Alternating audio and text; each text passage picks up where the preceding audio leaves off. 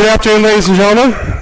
Welcome to the Cajon City Council meeting. The meeting is called to order. I'd like to ask the city clerk to call the roll. All council members are present. Thank you. All right, would you all stand with me for the Pledge of Allegiance? Remain standing for a brief moment of silence. And I'm going to ask Dr. Bonnie Price to lead us in the pledge, please.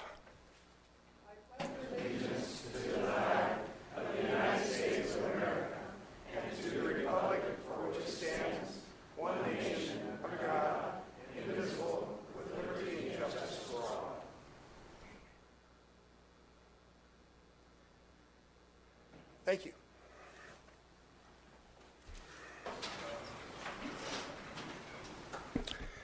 The city clerk posted orders of adjournment of the February 26th, 2019 meeting and the agenda of the March 12th, 2019 meeting in accordance with state law, council, and housing authority policy. We have one presentation on today's agenda, an update on the airport development plan. I'd like to invite Brendan Reed, Director of Planning and Environmental Affairs at the San Diego Airport Authority, to tell us all about this. Hi, Brendan. Thank you. Good afternoon, Honorable Mayor and City Council members. Again, my name is Brendan Reed. I'm with the San Diego County Regional Airport Authority, and one of our main responsibilities is to own and operate the San Diego International Airport.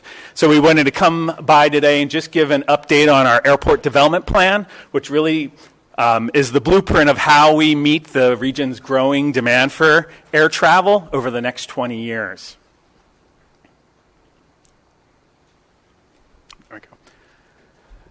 So one thing that we like to stress is that the international airport is actually a regional asset. And the map on the screen, every black dot represents 500 passengers that have a local address. So you can see we pull in passengers from every nook and cranny of the entire community, including East County and El Cajon. So really important for residences and businesses.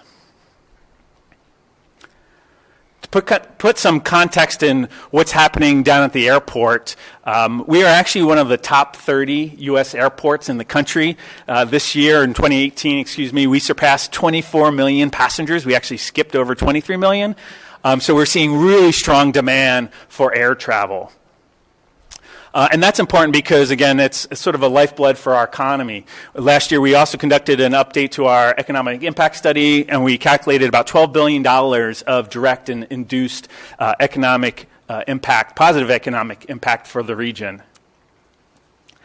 And last year was also our 5th consecutive year of record-breaking demand. So we just keep on seeing that going up.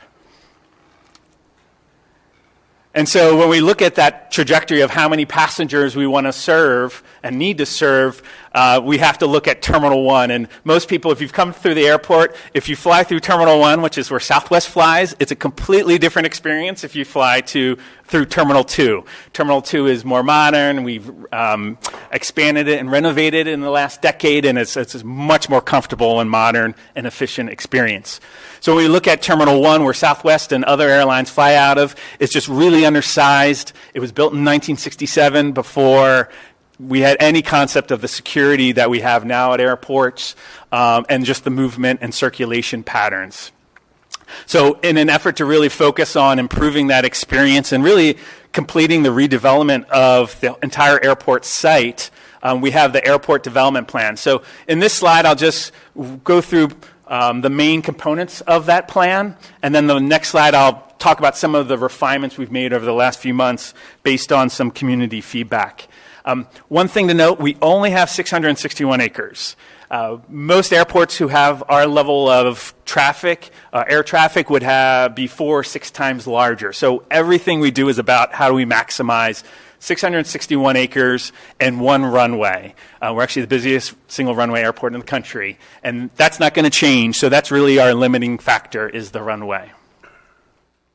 So under the airport development plan, we have programmed in a new on-airport access road that would start at Laurel Avenue, and bring all that westbound traffic on the airport property. It'd be a free flow situation, so it would really help improve getting passengers to the curb more efficiently. And then at the curb, it'd actually be just like we have at Terminal 2, where it's dual level. So you'll have departures on the second story and arrivals on the first. And so that just helps, again, free up space. That would connect to a new Terminal 1 that would be up to 30 gates. In front of that would be some sort of close-in parking. And then there's some improvements we're going to make on the air side of the airfield to help with that efficiency. It's kind of a behind-the-scenes thing, but anything we can do to help people and aircraft get from the gates to the end of the runway as efficiently as possible is obviously good for everyone. No one likes delays, but it's also good for emissions and again, airfield efficiency. And then another component that is referenced in our airport development plan is this idea, and it's been in the news a lot, about how do we connect the airport, or I would say really improve the connection of the airport to the regional transit system. And for the last probably decade, the idea was this intermodal transit center on our north side that would be built by Sandag, and in the end you would have high-speed rail, and you have Amtrak and coasters and the trolleys connecting there. So you'll see how that concept has changed recently, and again, you might have been reading about it in the news. So some of the refinements we've made to our airport development plan is we've actually reduced our parking structure, and that has allowed us to free up a space, there we go, for a designated transit station area. There's lots of conversations right now. Do you connect with a subway to the airport? Do you connect with a trolley? Some people think you should connect with a gondola, and that's what Sandag's really looking at now. But we've identified this area as, no matter what that ultimate solution is going to be, this is an opportunity to sort of land that transit and then connect it to the terminals. So again, whether it's whichever direction it's coming from, whether it's the intermodal transit center, or now they're talking about the Spay War property and redeveloping that for a Grand Central Station, we have a spot where we can intersect with that on our property. The other thing that we have refined is we've also preserved some right-of-way on our property for exiting lanes. So the inbound lanes are part of the project, the phase one, but the ultimate goal and what we're working with the port and the city and Sandag on is that the ultimate goal is to also have exit lanes on the airport, and they would eventually be merged in with Laurel Avenue, and that would kind of be the front door of the airport. And there's other things upstream that have to happen for traffic circulation reasons, but we're at least preserving that spot, so when that opportunity becomes available, we'll be able to react to that. So just some other project refinements. We updated our aviation forecast. As I mentioned, we have had 5 consecutive years of really record-breaking increased passenger demand. So we've redone the forecast to use that as sort of our baseline or our starting point for that trajectory. We'll be recirculating our draft EIR in late spring, and again, that'll have a public comment period. So we'll solicit feedback from our partner agencies and the public. We are working with the city of San Diego, since we technically fall within their boundaries, to make sure that our program is aligned with their climate action plan. One thing to note for El Cajon residents and businesses is that we're looking into starting a new trolley or shuttle service from the Old Town Transit Center. And that's important because for folks coming from El Cajon on the Green Line, right now they would actually have to pass Old Town, go all the way down to Santa Fe Depot, and then jump on the bus 992 and come back. So this is designed to get them sooner and obviously a much more efficient trip for them. I mentioned the transit station area that we've identified, and then we're doing some work on sea level rise because of our proximity to San Diego Bay.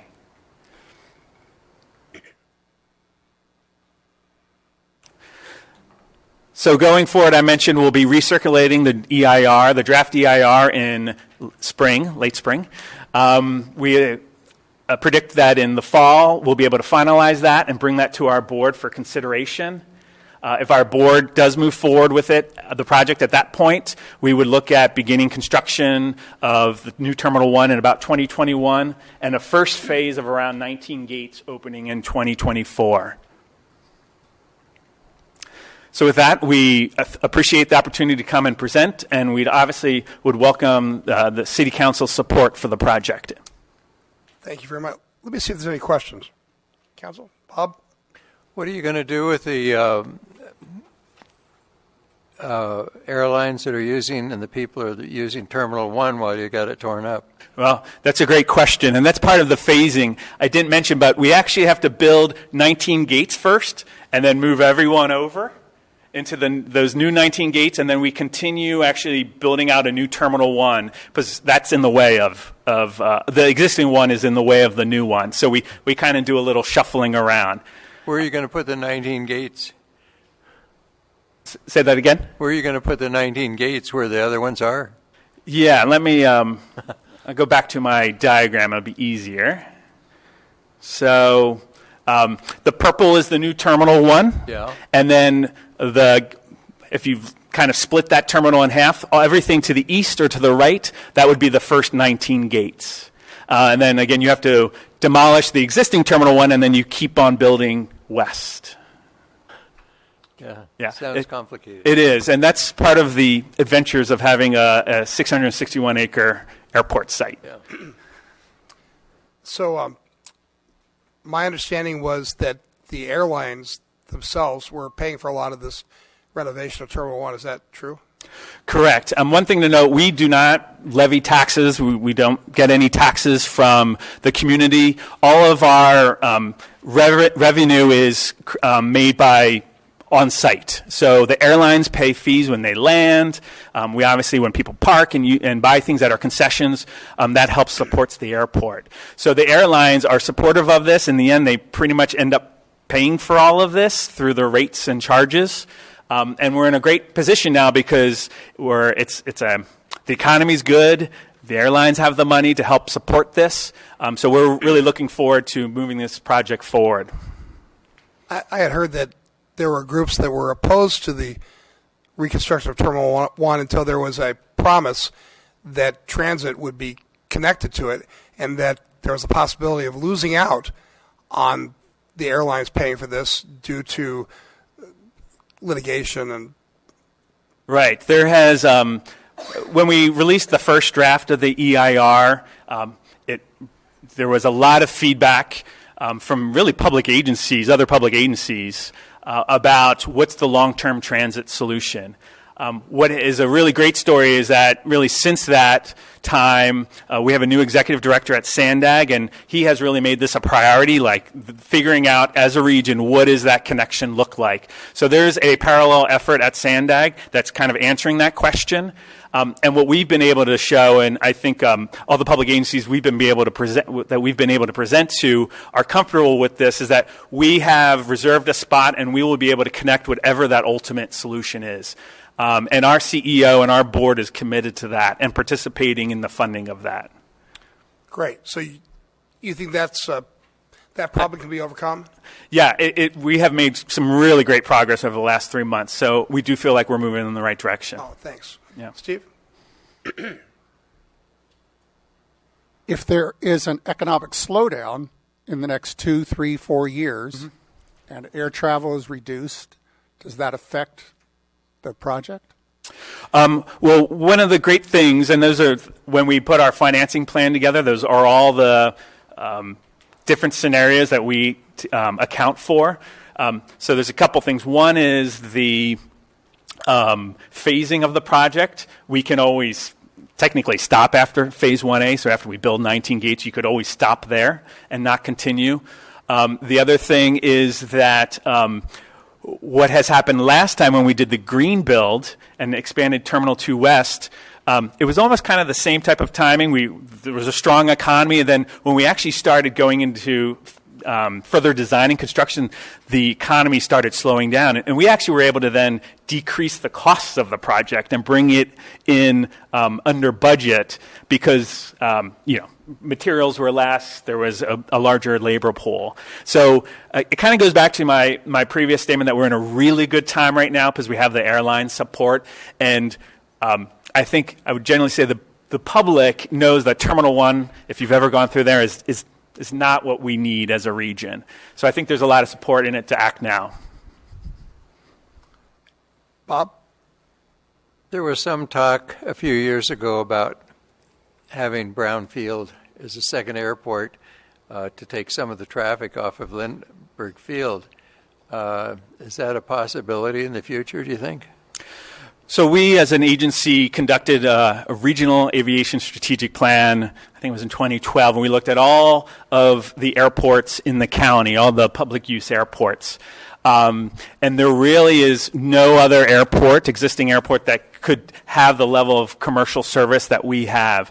That being said, all those other airports are important because the more that they can accommodate general aviation, that kind of relieves San Diego International Airport of that pressure. But at this point, when we looked at Brownfield, it does not, there's limitations there that would not be able to serve as a commercial service airport like this. And then there was another thought that San Diego's kind of a destination airport, and they were talking about having everybody fly into Phoenix or Las Vegas, and then they take off over the rest of the country from there, but it would just be a shuttle from San Diego to Phoenix, and those would be the only ones allowed in.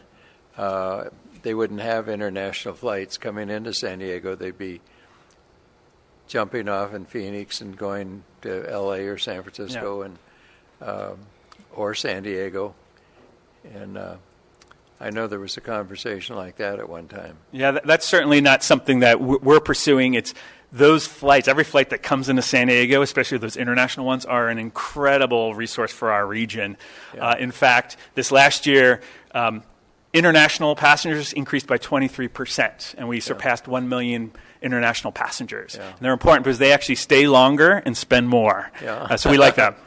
Good. Yeah. Okay, thank you.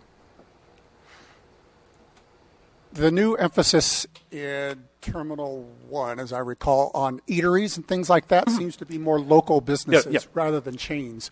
Would you expect that to continue in the new Terminal 1, and that would be economic opportunities for people in East County as well? Very much so. And we refreshed our concessions program probably 5 or 6 years ago, and then we were able to bring in things like Phil's Barbecue, Stone Brewery, and those local flavors. So that's something we would definitely consider, or definitely pursue in the new Terminal 1. The other thing is that we'll have actually just more opportunities for concessions, more space. Right now, Terminal 1 is you can't get a seat at a concession, at a restaurant. Well, thanks. Okay. Very interesting. Everybody had a lot of questions, and I'm sure we'll see you again. Good luck on getting this get started. Yeah, thank you for your time. Thanks.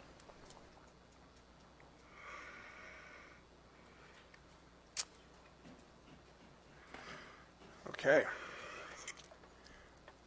All right, that brings us to agenda changes. Staff, do you have any agenda changes? Mr. Mayor, no changes to the agenda. All right. Council, any agenda changes? That brings us then to consent items. Consent items are routine matters enacted by one motion according to the recommendation listed below. With the concurrence of the City Council, a council member or person in attendance may request discussion of a consent item at this time. Council members, do you wish to pull any consent items? Staff, do you wish to pull any consent items? No, sir. Angela, do you have any speaker cards for consent items? We have no card, sir. Then I'd like to make a motion to approve the consent items. Moved and seconded, please vote. Motion carries by unanimous vote. All right, we're now at public comment. At this time, any person may address a matter within the jurisdiction of the City Council, Housing Authority, a successor agency to the El Cajon Redevelopment Agency that is not on the agenda. Comments relating to items on today's agenda are to be taken at the time that the item is heard. State law prohibits discussion or action on items not on the agenda. However, City Council and Housing Authority members may briefly respond to statements or questions, and an item may be placed on a future agenda. Angela, do you have any cards under public comment? We do, sir. We have 4 speakers. The first one is Dolores Landers.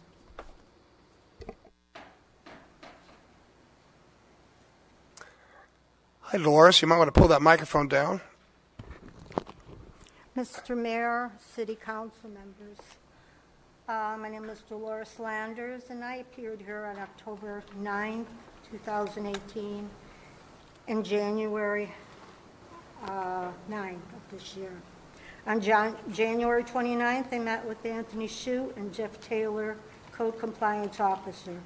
And at that time, I was, thank you. At that time, I was unaware that Title 17, a municipal code for zoning, had 260 chapters. Subdivisions were attached to each chapter and code.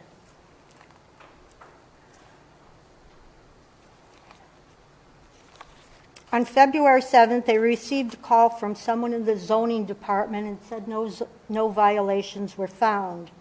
I sent a letter to the city clerk dated February 13th for a release of records. And on February 28th, I received a call from the city clerk that the records cannot be released, the case is closed. I had 10 days to appeal, and I asked if they were shredded. I told her I wanted a letter stating the case was closed and no records can be released. I went through 260 chapters. This property is a corner lot. It is in a residential zone. Because my son, who was a Gulf War veteran with 70% PTSD, was staying with us temporarily, I went with Title 17-115. Residential zone code 17140 and 160, the use of exterior yard area pertains to all areas on a corner lot. I am presenting City Manager, Mr. Graham, all the documents I printed out, title our code 17140-160, the use of exterior lots, specifically referencing all areas on a corner lot.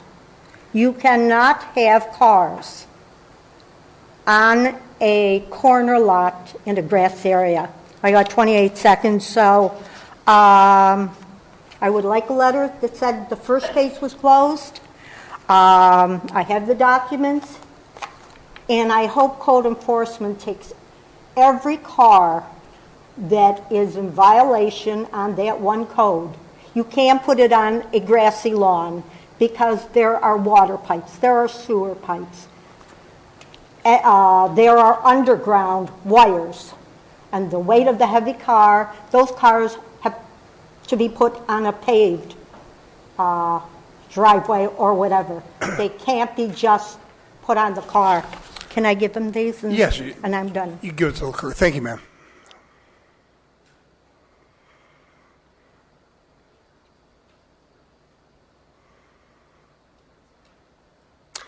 Graham, did you want to comment on this, or? I don't think there's a need. Okay, thanks. You'll take care of it? Brenda Hammond.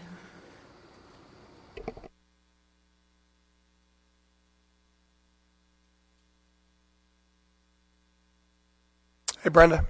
Hi. Hi, Graham. Mr. Mitchell. I got to El Cajon early today, and so I grabbed a salad, awesome salad at Sprouts. Check out their salad bar. And so I went to Wells Park because I'm hearing everybody talking about all the homeless people and how scary they are. So I thought, well, I'll check it out. So I was curious. I was sitting there eating my salad. I thought, well, I'm going to go over and talk to some of them. So I did, and they really aren't that scary. They just look like they are. In fact, I didn't run into anyone that I felt uncomfortable with. Maybe it's because I'm homeless myself, right? Maybe if people would take the time to do the same and not automatically put all homeless people in that scary category, there wouldn't be so much law enforcement waste on people calling in for their own paranoid reasons. It's just my observation, and yes, I have been a victim of that paranoid waste. In fact, it was recently in another city. People call because they want to get people in trouble because they won't join their church. So the policemen and women and deputies have other things to do, like catch murders. You heard about some of the stuff that's happening lately. I'm saying all this because if you call the police or any other law enforcement on homeless people, and it doesn't seem like they're doing anything about it, it's because they already know those people, and they know that they're not a threat. There's predators out. There's more predators out there than homeless people. And they try and get the homeless people in trouble for their own control reasons. And I'm not talking about cops. Talking about people that prey on people and pretend, P-R-E-Y, and pretend like they're praying, P-R-A-Y. Thank you. Thanks, Brenda. Bonnie Price. Hey, Bonnie. Hello. I want to say that I commend the city for trying to address the homeless situation. However, I also want to know whether the city grants money to East County Transitional Living Center based on housing homeless people in the sectarian part of the program only. Or is there some other means by which you determine how much money you give to the East County Transitional Living Center? Well, I can answer that. The money that we give the East County Transitional Living Center is for their winter shelter program. It's a completely non-religious part of the program. People that want to be involved in the religious part of the program have to do that on their own, and they get funding from private funders. Okay, so what amount per person is the city paying to support the winter program? We're giving about $100,000 from the community block grant money that we receive from the federal government for those winter shelter programs. But you don't know the per person cost? I'm sorry? You don't know the per person cost? No, I don't. I'm sorry. Graham, do you have a breakdown per person? Not off the top of my head. I mean, part of our CDBG requirements, we have to identify how many people are served. So we have that data. I just don't have it with me. We can. Would you Graham can get provided to you by email, or we can give it to you at the next council meeting, whatever's convenient for you. Okay, well, I'd really like to know. I work with a group of people who are helping homeless in the city of San Diego, and they say they have a huge problem. They have 10,000 homeless, and I know the city of San Diego works in cooperation with Father Joe's Villages, as well as other organizations. And I don't know the comparative costs, but I just want to make sure that we in El Cajon are funding only the non-sectarian parts. Thank you.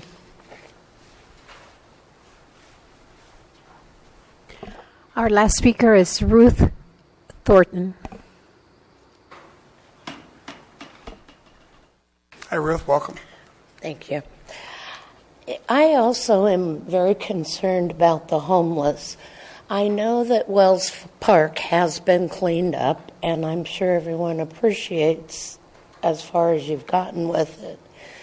And also, I think Walter Way is looking a lot better from what I hear. So I appreciate that. My concern is, where are you sending these people? They're still here. We're moving them. We have to figure out a better place of where to move them rather than just run them out of one area so they go to another. I know a lot of them have ended up behind Harvest Ranch. They found them up on the roof with furniture again. We just have to do better than we're doing. And I appreciate that you're giving to the Transitional Living Center. I fully support them. I think they're wonderful. I wish we could give more. Salvation Army also is a wonderful resource in our community.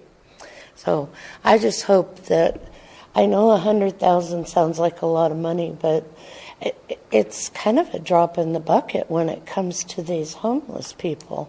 There are so many of them.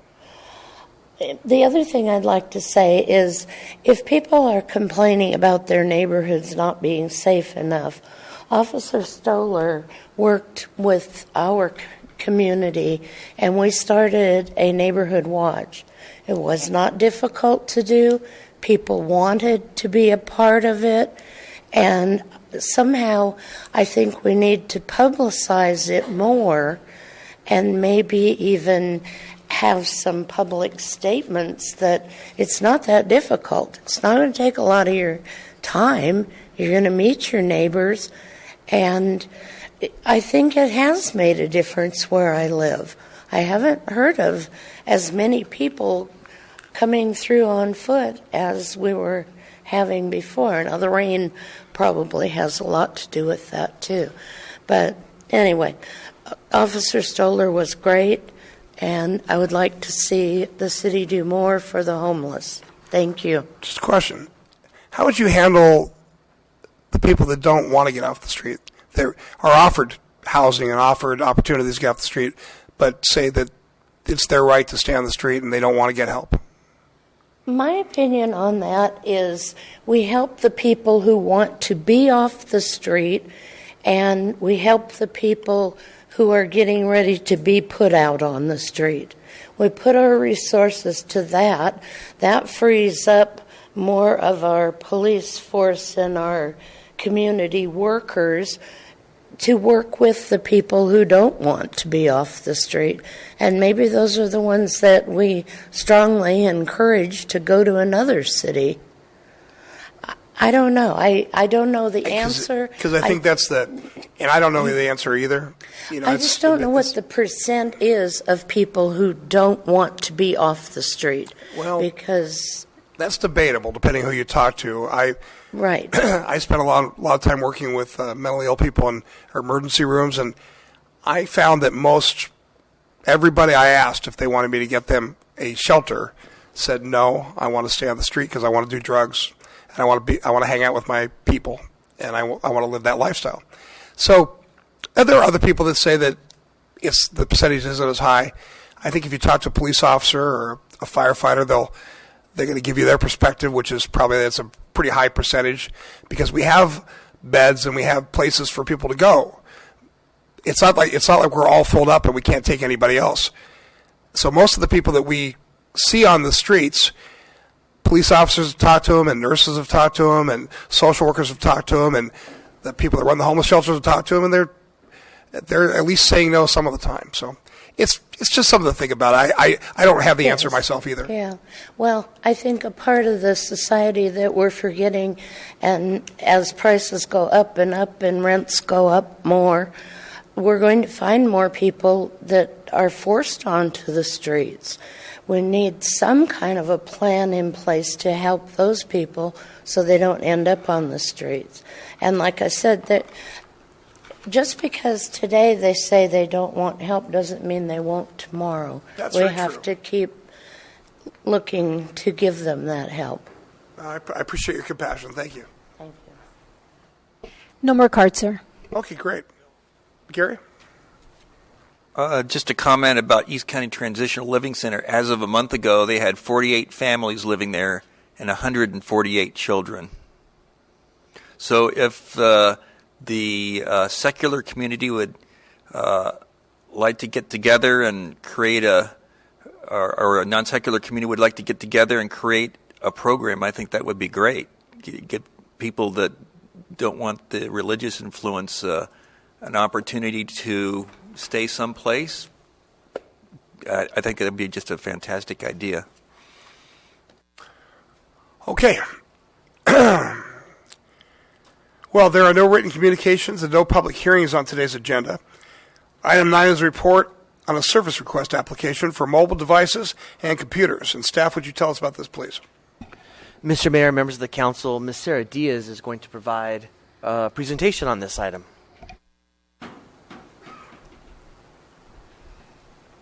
Hi. Hi.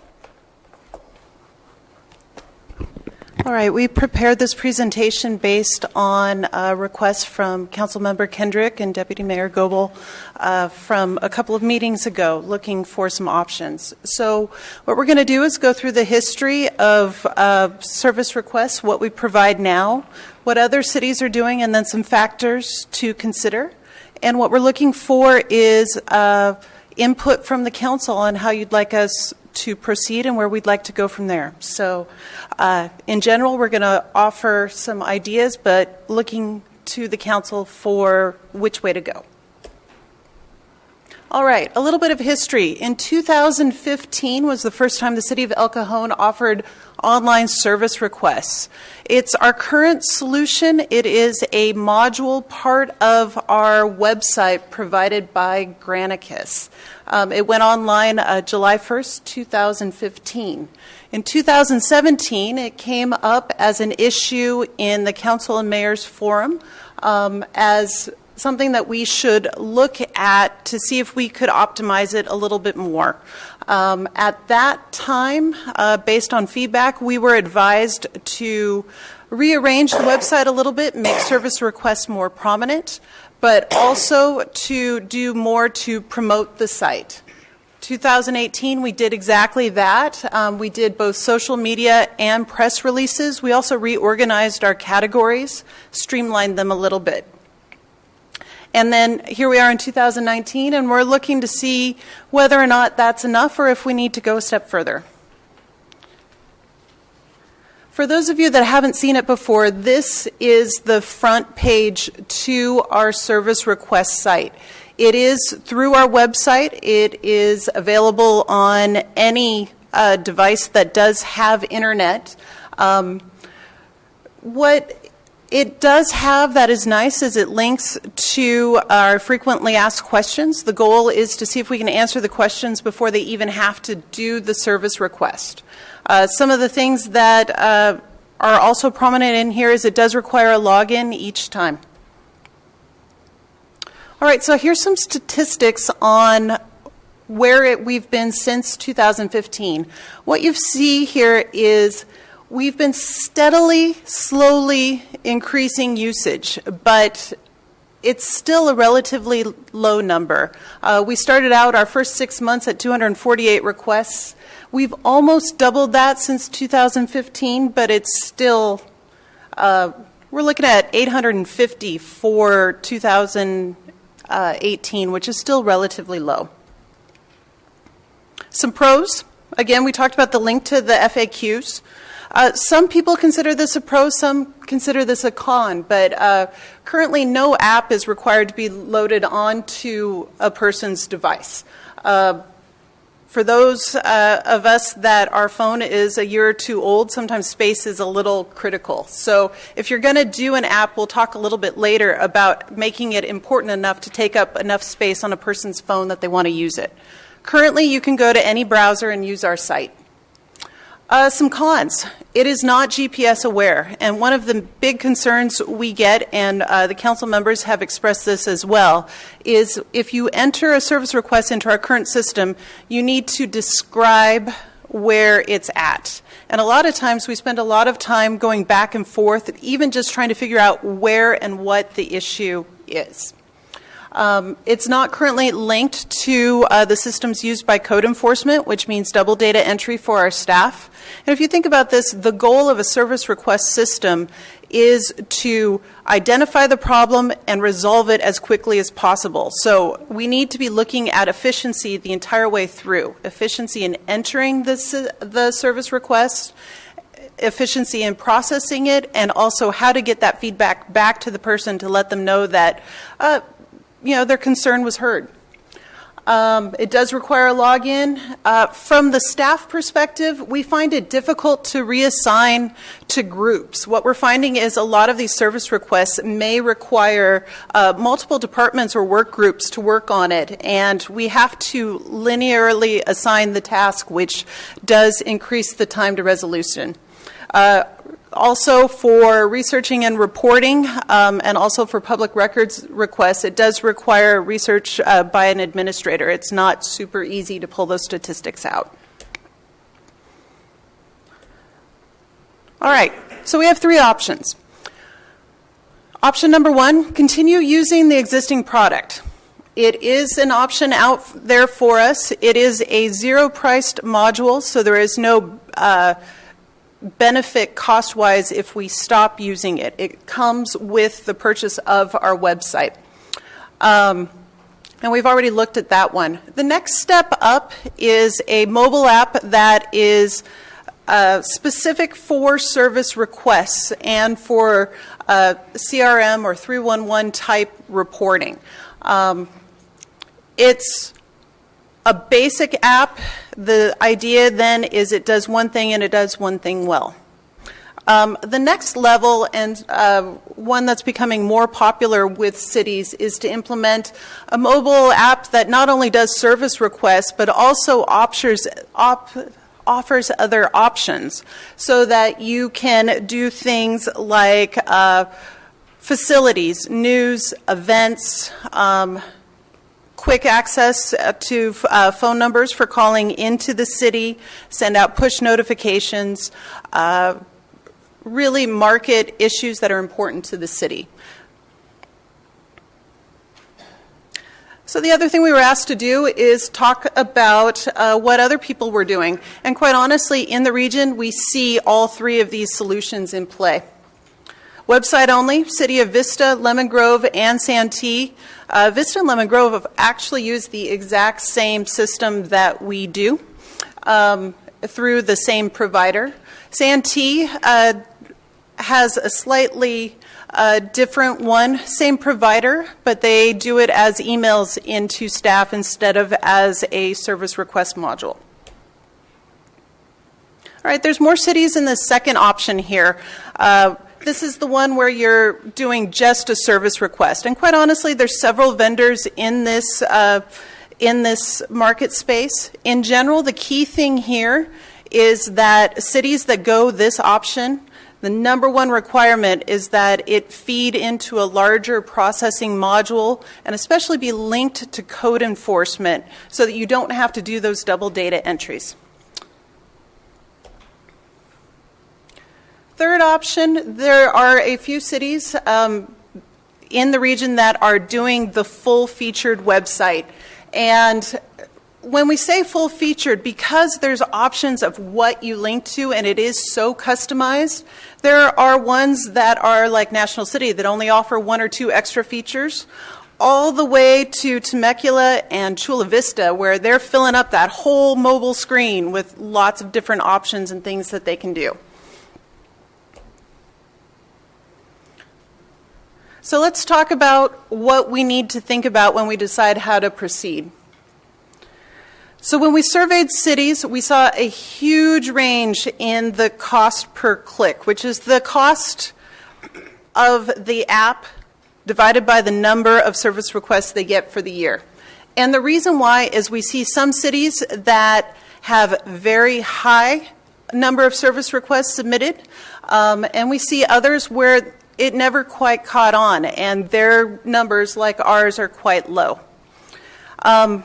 If we kept our service request levels at the current point where it's at now, at 849 in the year, our cost per clicks would be quite high. So what we need to consider is if we go forward with option 2 or option 3, marketing and making sure that we put a very solid app that people want to use is going to be very important, because that's the only way we can get those costs per clicks down into that reasonable level, somewhere where we're seeing the rest of the region paying. So what makes an app successful? There's both community-based factors and there's solution-based factors. Community-based factors have more to do with the people in our community. What is their digital literacy? What is their accessibility to mobile technology? And what is their attachment to the community? We need people who want to see a pothole and take time to report it, or see trash on the street and want to report it, or see a code violation and want to report it. So what we found when I was talking to various cities is some cities see a huge uptick. City of Chula Vista, graffiti by far their number one thing. That's what their app is doing tenfold. And they've been able to triple their numbers. Other cities, not so much. They've seen only about a small 20-25% increase since implementing their applications.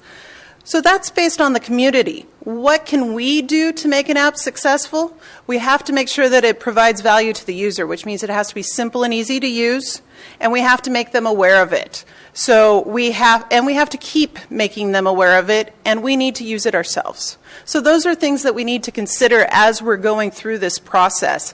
If we go this direction to make it worth the money, we have to endorse it and push it and make sure people know it's there and make sure it's something that they want to use.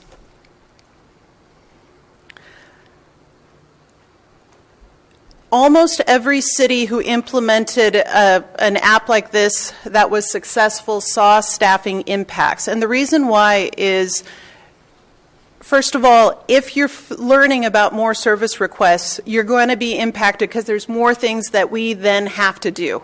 That's our job, and we're supposed to go do it. But there is also the factor of keeping the app alive, keeping content fresh. So there's staffed impacts not only on the operations side, but as far as social media, web content, and so forth, making it something that they want to come to. And then the third factor that people talked about in our survey was they spend a lot of time making sure that the reporters know the follow-up. And so there are more requests in, more follow-up. So it's another thing to just keep in mind is the staff impacts. And absolutely, we've got to make sure that we're working with the systems already in place. Our website, our new systems that we're implementing for code enforcement and so forth. All right, that's what we have for you. Do you have any questions? Sorry, Gary? Regarding options 2 and 3, is there a big difference between the cost? So the costs are for option 2, and we picked kind of a range or an average because depending on the absolute solution provided and what we could do with purchasing, the numbers may vary. But we're looking at $15,000 annual costs for option 2, $23,000 for option 3, so about $8,000 more a year. They cost about the same in that first year to configure and set up. And if you look at cities that have similar demographics as El Cajon, maybe National City or Escondido, what are they doing, and how's the success of their options? So National City is using a product that has a few extra features. We actually saw that in one of our slides. So we'll go back a little bit.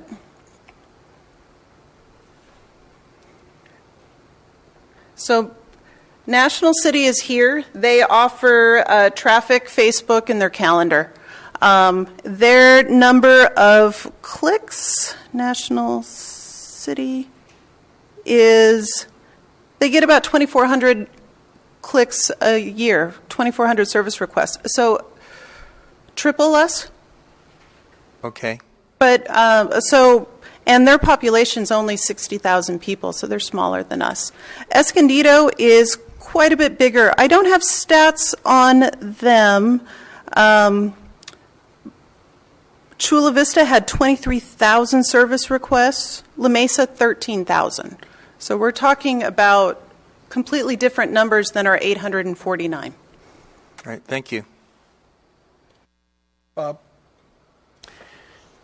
Since you've been through this and looked at all of the parameters and everything, if you were making the decision, which one would you suggest for the city of El Cajon? You're the expert. I would stick, and it really comes down to staffing and commitment to make this a great app. I would probably procure a system that can do all three, but maybe start with just service requests and then build it out. Which one is that? That's option 2. Okay. That would be option 2. Okay. But the only caveat to that is, I mean, we're committing staff to make this happen. And so we have to factor that in. And it's almost every department besides mine. Yeah. Ben?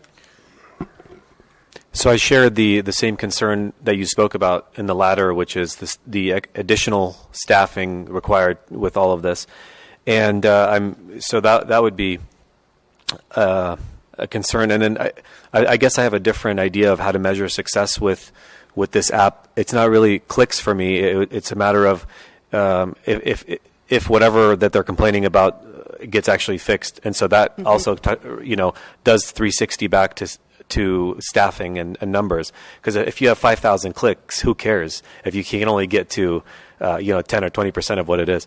So a couple of questions with the vendors. Is there, and maybe you did this already, a possibility of sort of like a pilot program whereby they would build something generic and we can test it for about 6 months or so on that, and then build out from there? And then a different question, not related, is if you go to the city's website now, how come on the homepage it doesn't have the ability to call in or to just right in front of you as soon as you go in on the homepage? As far as what we want to put on the apps right in front of people on the homepage, as opposed to circumventing through the menu. So I'll do your second question first. Sure. One of the things we did as part of the 2017-18 recommendations is we did put it on let's go into here, current solution, website based. We did put it both along the top and the bottom of the page. Up in the purple areas on the top and the bottom is service requests, and we put it center. It's still small. On phones especially, Yeah. that's what I was referring to mainly. But go ahead. But on the phones, you also have a hot button. So we made that top of the mobile phone is the hot button that takes you to service requests. So we tried to make it more prominent. As far as your first question, which is... Do you want me to say it again? Yeah. No worries. Yeah, so I would think that a vendor, knowing that they're going to... Yeah. Yeah. The idea of doing a pilot program. This is a pretty mature area. There are a lot of cities out there, and unfortunately, the first year costs and the configuration, so everything you would need to do a pilot is all of the heavy lifting to do an implementation. And so it's a lot harder to do a quick, hey, throw it up and see how it works. What would happen instead is we'd have to pay for that configuration, and then we'd pay annually. And then if it wasn't working out for us, then we would stop service, because those numbers that I'm quoting you are annual costs. It's a service contract that you pay annually. But then what would we do with all of the new hires, right, new staffing and more people if it takes, like, let's say, like if you play it through? Yeah. It's one thing to dispose of an app and to not renew a contract, and then it's a different thing if you have 6 new hires that you got to shuffle around. I also, these are kind of the concerns I have, and also every city, you touched on this earlier, which is spot on. I mean, every city has its own market share as far as who's going to put the app on their phone. I also would probably say that the people who make the calls a lot with graffiti and what have you, I think it's the same people that do it all the time. I don't know. My mom and dad aren't going to put this on their phone, so it's the same people. That's why I was suggesting a pilot program to see, because you have to factor in so many things, like the age range of the city with the citizens that reside within it, how homogenous it is, and all that stuff. So those are the things that's why it makes me lean towards a pilot program, which probably sounds like it costs a lot more, but you'll learn a lot more doing that. So the initial costs we're looking at are in the range of $30,000. Yeah, I see that here. Okay. I mean, and to me, I mean, that's not really the problem. Like it's a drop in the bucket to try to resolve and streamline some of these things. But I always go back to say, I don't think most people would put an app on their phone. I think making the website more user friendly, as far as like big buttons in the front, right on the homepage, And then maybe, and if I am wrong, I think a pilot program would be where it would be more telling than other cities. And again, the measure of success, the numbers and clicks, don't really mean much. No, I think the true metric, and we won't know until we do it, is time to resolution. So can we keep up with the load? We have to keep up with the load. Are we getting to it quickly? Are we resolving the problem quickly? And are we letting the citizen know that we got to it? And that's one that we're doing that now with our current system. The problem is through the website, the usage is low. Will that change with an app? It's hard to tell. Thank you. I'll save my comments till after public comment on this item, but I have two questions. We use external vendors for graffiti abatement and shopping cart service. Would the app be able to link and send information to those vendors? Yes. As long as we can stand up a website and send the information to them, all of the apps that we're looking at can link to any page that is mobile compliant, and also be able to send or email off a request if it came in. Is there an opportunity to bundle an app, if we choose that, with another city who uses the same app, and we get a cost reduction for both cities versus published price because of volume? So, not that I'm aware of. If we did a complete custom build, possibly. The downside to that is the costs are likely to be higher because of the integrations we would need with our code enforcement and our website and our other systems, where off the shelf there's enough of a market that's already designed and market and sold to other cities that are doing these sorts of things. So in general, we see those costs lower than building and designing from scratch. But we could flush that out through a competitive procurement process. I understand the setup costs are unique to each city, but the ongoing licensing seems like that could be possibly grouped together among cities for a lower cost. In general, these things are hosted, and so it's a either per population, per license factor, annual, because they're hosting it and they're doing the work. If we were hosting on site, which is not something that I would endorse, that's where you would start to see those cost efficiencies because of shared hardware and equipment on site. But in these cases, because we're going out to a cloud-based solution, I don't know that we would see those.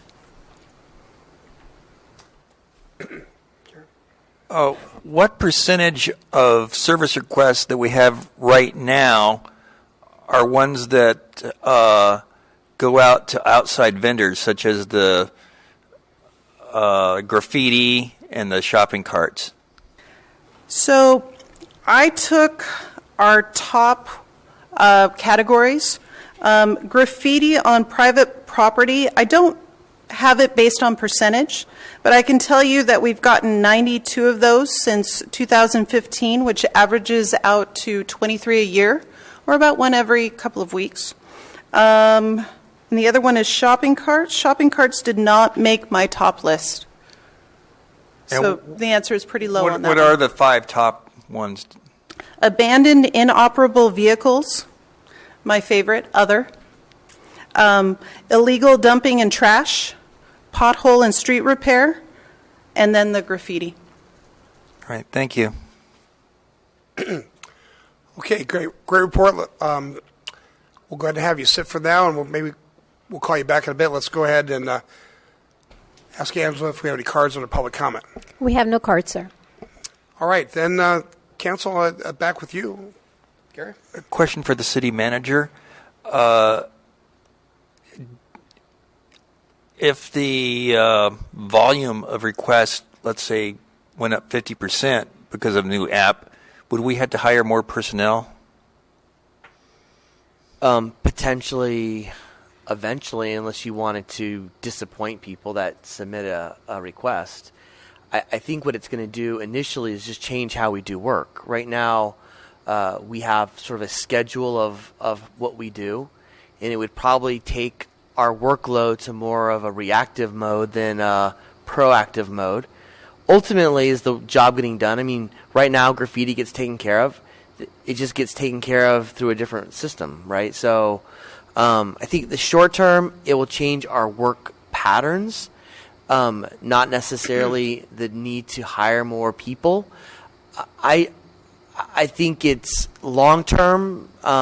We may have to look at how we deal with meeting the demands, and it may mean maybe not hiring more people. It may just mean contracting out more things like median services. So if we get lots of complaints about medians, then maybe there's some value in contracting that out so medians are taken care of by a company, and we're thinking more proactively. The other thing it does is it does tell us areas that we're currently deficient in. So it does certainly help us prioritize what needs to be addressed sooner too. So it could balance out, but it is a concern that you're establishing an expectation. And if you submit an app and you get a report back that says, we've received your complaint, and then we'll let you know when it gets fixed. It happens all automatically. And we're not getting back to people for 2 months. That would be that would be a failure on our part. So that is a concern. Thank you. Bob. If I guess it wouldn't be a phone call, but I know that with the app, if you have it on there like you do the automated phone calls, click 1 if you want this, click 2 if you want this, click 3. Would the app be similar to that? Certainly. We actually think that it will take, we get about 400 phone calls annually to community development. We think that it'll probably shift a lot of the phone calls that come into City Hall to the app. Because it's the same. Mr. Colascio mentioned frequency of frequent flyers, right? Those folks that like to report things will switch to the app because it's easier to do that. And so we'll actually just shift some of our volume from phone calls, which frankly is more laborious than an app, right, to another way of reporting. I remember when I first got on the council, I thought Teresa had a phone glued to her ear. It probably still is sometimes. More questions?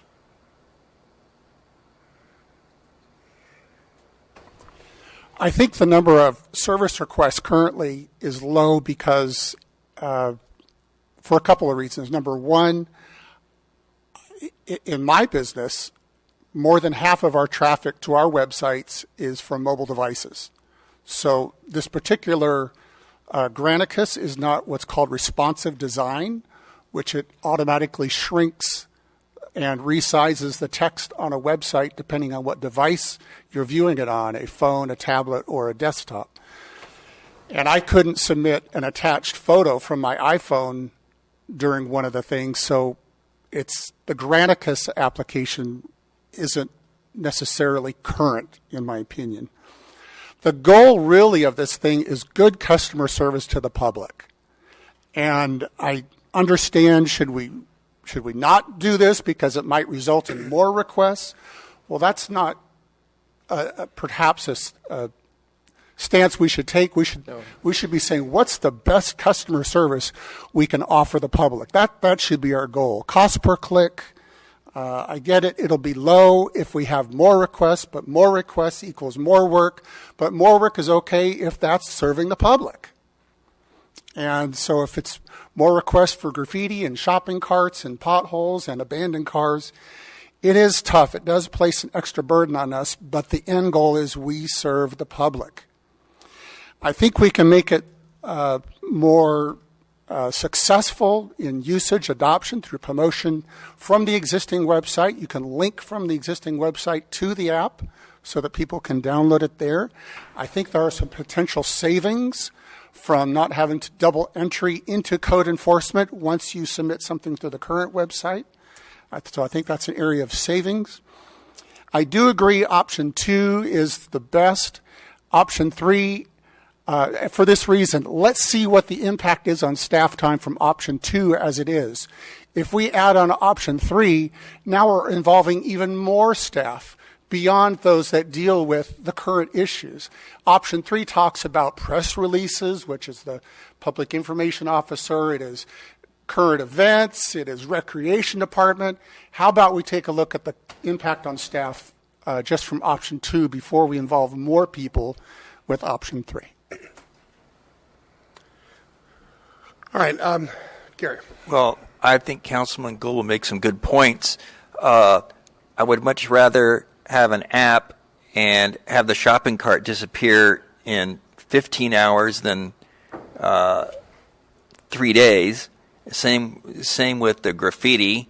And, of course, in the potholes, I don't want to break my axle in a pothole, so if it's easy for me to just pull to the side of the road and do the app and take a picture of the pothole, and it, with the GPS attached, it knows exactly where it is. When I had a pothole in my street the other day, I ran into, and I go, oh, my gosh, I hope I didn't break my axle. And trying to find then they went forward a few houses, pulled to the side, and go, okay, what address was that? So with the GPS, you can pull to the side and get it right away, whether it's a shopping cart or graffiti or a pothole. And what we're all about is service. And these are things that make the city look really bad, so we want to get them fixed as soon as possible. So I agree with Councilman Goebel that I think option 2 is probably the best. Before we make a motion, I'd like just to check with Graham. If the city, or if the council votes for option 2, is that something that you're comfortable with from a city perspective? Absolutely. And when we talked about cost per click and increased cost or potentially demand on staff, that wasn't meant to sort of shirk or to dissuade the council. We don't want the council to adopt a policy or authorize us to purchase something, and then a year later you go, it costs us $15 per service. I just need you to know that ahead of time. So that was not meant as an argument against it. Fair enough. I do think that there's going to be a shift in how we deal with things, how we address problems, but ultimately, hopefully it'll help us do it smarter. But again, I just want you to be aware of that as we're looking at staffing issues into the future. Thanks, Graham. All right, somebody like to make a motion? It's up to us to fund any additional resources that are needed as a result of this policy. Really what we're saying is we want to clean up the city more than what it is now. The people of El Cajon want a city cleaner of graffiti that's out there now, cleaner of shopping carts that's out there now. So if we're saying we're going to step up the cleanliness of our city because we're investing $8 million in a performing arts center that we're inviting people from outside the city into, we need to clean up our house more than it is now. So if we're saying we're going to create more work to clean up the city, it's up to us as a council to fund those additional resources if it's required. So I'd like to go ahead and make a motion to approve option 2. Second. All right, moved and seconded. Please vote. Motion carries by unanimous vote. Thanks for the thorough and comprehensive report. Okay. That was the one that expert. Item 10 is a resolution of support for efforts to improve the water quality and reduce transboundary flows of trash in the Tijuana River. Staff, would you tell us about this, please? Certainly, Mr. Mayor, members of the City Council, the purpose of this agenda item is to provide a report on some of the observations that Vince DiMaggio and I had while touring the U.S.-Mexico border, along with some other city officials and Border Patrol agents.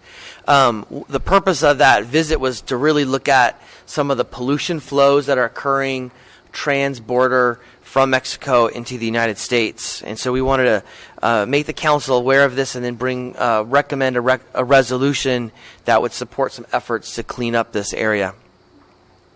For some background purposes, this image shows the Tijuana River Valley, which is part of a bigger watershed that ultimately ends up on the United States side, just north of the U.S. border with Mexico, just south of Imperial Beach, north of Tijuana.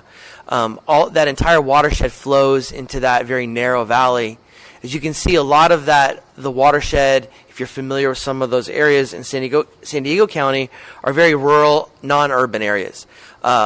Much of the watershed in Mexico, it's a very large watershed, includes a lot of rural, mountainous areas. But as you can see, as you get closer to the U.S. border, especially as you head west towards Tijuana, it becomes a very urbanized area. So there's a lot of urban runoff, both stormwater and non-rain event runoff that comes into the River Valley Basin on the United States side. I remember Tijuana metro area is 1.8 million people. So it's a large area. That entire population is in that watershed.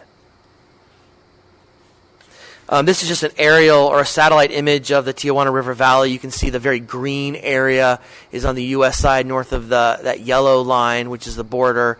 The Tijuana River runs into that, and then a lot of runoff from other areas, and I'll show an image of where those runoffs are occurring, happen throughout areas along the U.S. border from Tijuana into the United States. You can see also how dense the urbanization is on the Mexican side right up to the international border, and then how undeveloped the U.S. side is. And the developed portion of Imperial Beach, for example, actually is not in this watershed. It actually flows a different direction. But that watershed then expands westward or eastward on the U.S. border to a lot of mountainous areas. So, again, very rural area coming into that watershed or that river valley. This image shows the transboundary flows that are currently occurring from Mexico into the United States. The Tijuana River is one of the 6 areas, but the rest are really urban, stormwater, or sewer area, or sewer ravines, or drainage systems that run from Mexico into the United States. So these are not natural rivers, and by the time the Tijuana River runs into the United States, it's quite polluted as well. This is significant because typically what's being discharged during a rain event is all the things that are being discharged on the United States side, but it's all flowing from that very urban, dense area into this very narrow valley into the United States. This pollution includes trash, just general debris. It also includes sewage, and I'll address that in just a second. And then it also addresses chemicals from factories in the industrial areas just south of the border. Here's some interesting data. The result of those flows have been a massive degradation of the Tijuana River Valley and its natural resources.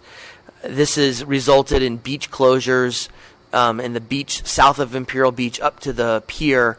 In fact, there's an average of, if you were to average out those 3 years and divide it by the number of days in those years, that beach is closed almost 40% of the time that during a year. That's a lot. That's a lot of pollution that's running in. And most of that pollution is sewage pollution and does not even include the other trash and debris that's flowing in.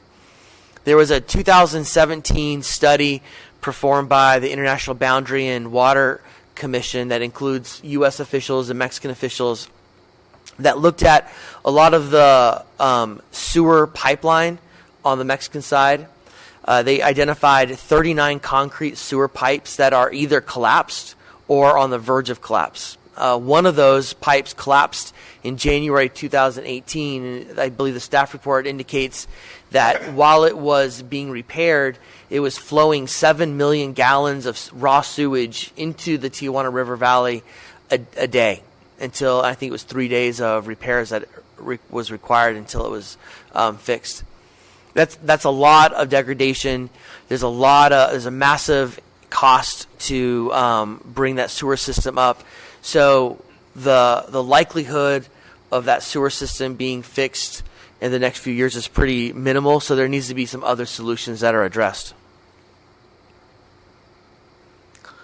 One of the efforts being used to ensure a cleaner ocean in the United States is some of these very intense capital engineering type projects that you see. This is the Goat Canyon Sedimentary Basin, and that big sort of brown area is actually a big concrete slab that catches sediment during rain events. And then it also has this sort of flotational fence that rises and lowers as the water rises and lowers, and it catches debris. I just want to show. This is a picture that Vince and I took this or Vince took this. Whoever had the better camera, probably Vince.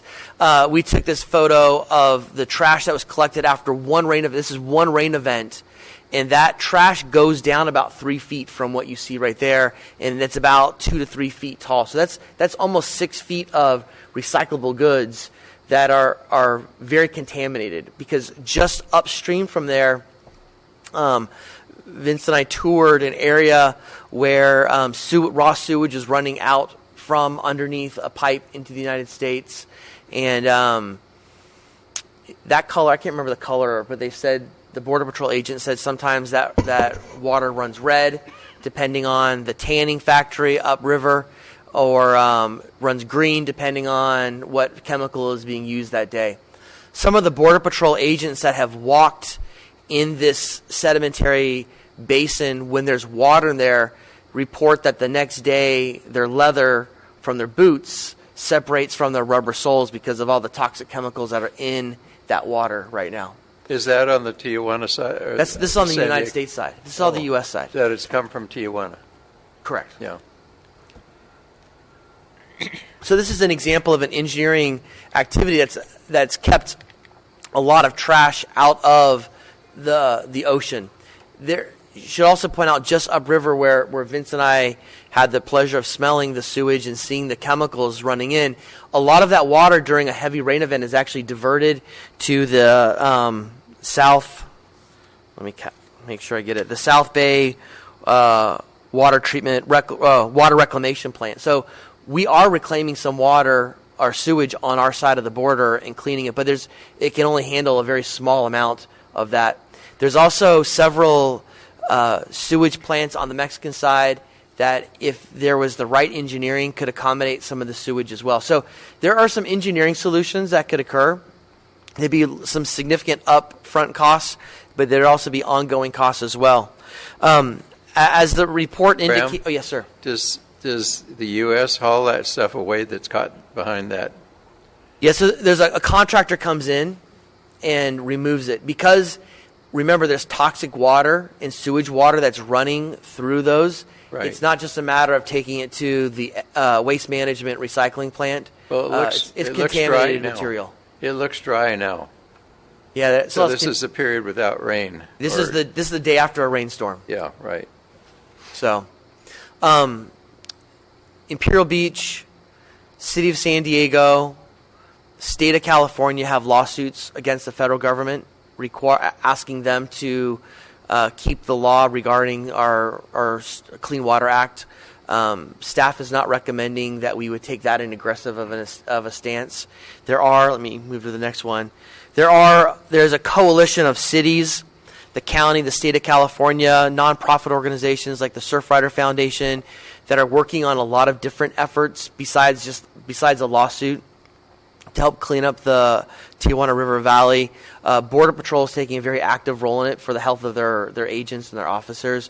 The federal government was out, I think, the day before we came out, a Trump official looking at the situation, and there's some encouragement that the federal government wants to do more because they recognize that this is a problem for U.S. personnel.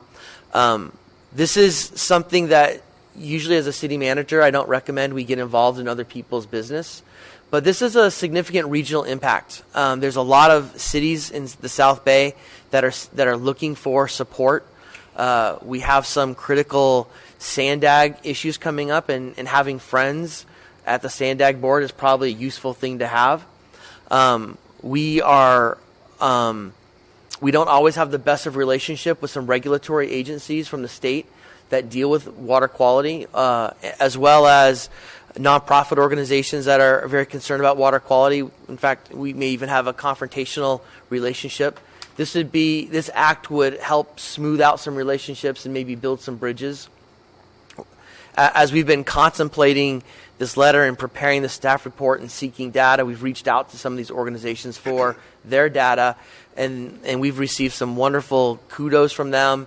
And even if the council were not to move on this, I think bringing this agenda item actually has helped build some bridges with some of these organizations. So it's been a positive thing. Staff has presented a resolution for city council consideration. It doesn't commit the city to anything. It doesn't involve us in the lawsuit. In fact, it specifically excludes mention of the lawsuit, but it does lend our support in seeking federal and other state funding to help resolve some of these issues and using some creativity to clean up this river valley. Staff's concluded with its report and is available to answer any questions. Thanks, Graham. Great report. Questions? I think it's a good thing that we're talking about this because it is a regional problem, and like Graham said, it'll build bridges with some of the groups that we might need their support on other issues that come along. No, it's interesting. A year, maybe 2 years ago, we wrote a lot of support for Imperial Beach, and every time I run into the mayor of Imperial Beach, he shakes my hand, thanks me for that. Yeah.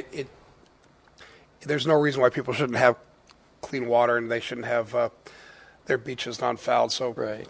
To me, it's all upside. Yeah, exactly. This is a regional issue, and the citizens of Cajon go to the beach every once in a while. And I certainly want my kids swimming in a beach with sewage. So I think this is the right thing to do. Let me see if there's any speaker cards on this before we go further. We have no cards, sir. Okay. Well, if somebody would like to make a motion, then. I'd move that we send the resolution and recommend that. Second. All right. Moved and seconded. Please vote. Kind of a no-brainer. Motion carries by unanimous vote. All right. There are no commission reports today. Item 11 is my activities report, is as reported, and there are no legislative updates today. We are now at activity reports for council members. Councilmember Gary Kendrick. As reported. Councilmember Bob McClellan. As reported. Councilmember Ben Colascio. There, as I've reported them. Deputy Mayor Steve Goebel.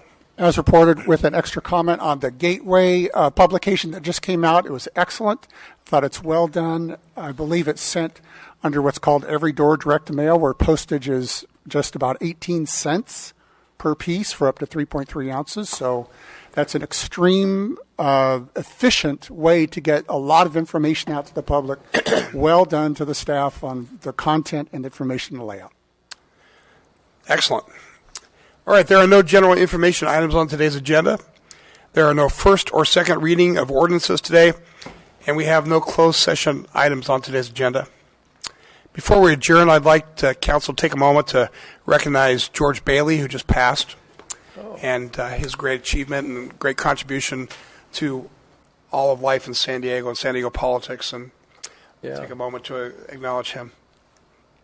All right, this brings us to adjournment. The regular joint meeting of the El Cajon City Council and El Cajon Housing Authority, held this 12th day of March 2019, is adjourned until Tuesday, March 26, 2019 at 3 o'clock p.m. Thank you.